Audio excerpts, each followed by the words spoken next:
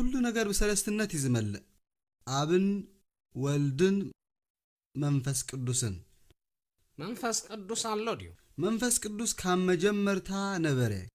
ካብ አብን ካብ ወልድን ካ ፍጹም አይተፈደን መጀመርታ ጥቅስ መጽሐፍ ቅዱስ ከምዚ ይብል አምላኽ በመጀመሪያ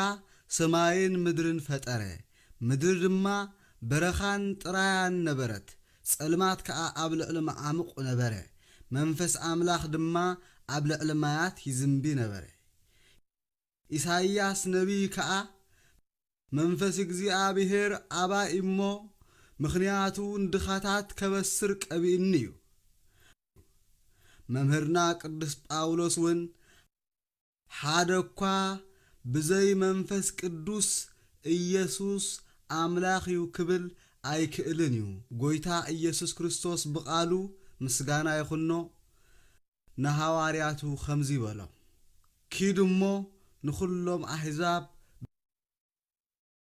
بسم آبن والدن منفس قدسن انداتمقكم دك مزامرتي قبروهم